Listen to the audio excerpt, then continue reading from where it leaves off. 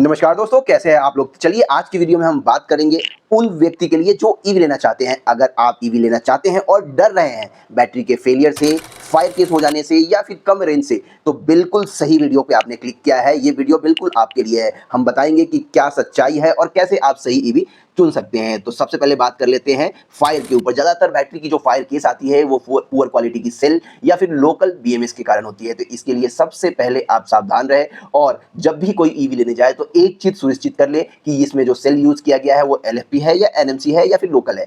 LFP cell हो तो बहुत ही बेहतर है, ये सुरक्षित है। ईवी लेते वक्त एक चीज़ और इंपॉर्टेंट है जो देखना चाहिए, वो है AIS 156 सर्टिफाइड बैटरी है या नहीं, और इसके अलावा थर्मल मैनेजमेंट सिस्टम इसमें है या नहीं। ये बहुत ज़रूरी है, ईवी में कूलिंग टेक्नोलॉजी के लिए की जाती है। जी हाँ दोस्तों, ये सब ध्यान रखते हुए आप ले तो ईवी जो आप ले रहे हैं तो लुक के अलावा बैटरी पे ज़्यादा ध्यान करें।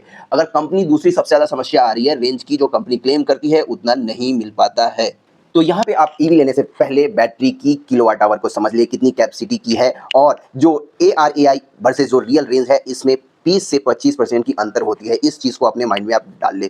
अगर जो आइडियल कंडीशन में वो कमिट कर रहे हैं कि 100 किलोमीटर चलती है तो आप 75 टू 80 किलोमीटर ही लेके चले। एक्चुअल कंडीशन में वो इतनी ही चलेगी। लोड और आपकी बात करूँ कि इसके ऊपर लोड, स्पीड सबके लेकर के इस पे रेंज पे प्रभाव पड़ता है कि कितने लोड पे चल रहे हैं, कौन से रूट में चल रहा है, ड्राइवर कैसे चला रहा है, इन सब से भी 10 से 15% का असर पड़ जाता है व्हीकल पे।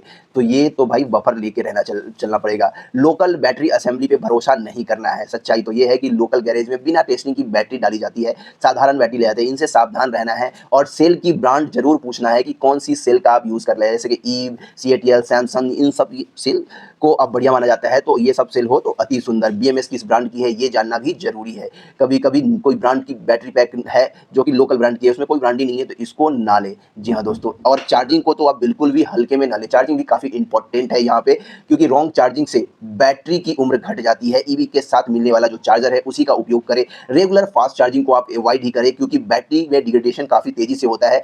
नॉर्मल तौर पे माफ़ कीजिएगा 20 से 80% के बीच जो चार्जर होती है, चार्जिंग होती है, वो सबसे बेहतर रहता है। जब 20% तक SOC बचा हुआ है तो चार्ज को लगा दीजिए। 80% तक चार्ज किए तो वो बेहतर होता है। स्लो स्मार्ट चार्जिंग अगर यूज़ कर रहे हैं तो बैटरी की लंबी लाइफ के लिए अति सुंदर है। यहाँ पे एक और गलती लोग ये करते हैं कि बैटरी को वारंटी क्यों नहीं देखते हैं, क्योंकि सबसे ज़्यादा इंपॉर्टेंट यहाँ पे बैटरी की वारंटी ही है। क्योंकि किसी भी ईवी में सबसे महंगी कोई चीज़ है तो बैटरी है। वो कम से कम आज के डेट में 5 से 8 साल का होना चाहिए, या फिर 1 लाख किलोमीटर की बैटरी होनी चाहिए, जो कि आजकल मिल रही है, बहुत ऐसे कंपनियां दे रही है। पॉजिटिव पॉइंट पे बात कर लूँ तो आने वाले समय में ईवी का भविष्य बहुत ही उज्जवल है, लेकिन समझदारी से चुनाव करना बहुत ही ज़रूरी है। अगली बार अगर आप ईवी खरीदने जाते हैं तो सिर्फ फीचर्स ही नहीं बल्कि बैटरी की क्वालिटी, BMS, चार्जिंग से जुड़ी जानकारी भी ज़रूर पूछे। यही आपको सेफ, टिकाऊ और पैसा वसूल ईवी दिलाएगा। जी हाँ दोस्तों, क्योंकि लुक तो ईवी में बहुत प्यारी प्यारी मिल रही है, बहुत ही अच्छे और स्टैंडर्ड फीचर्स जो बोलते हैं फ्यूचरिस्टिक बाइक सारी मिल रही है, बट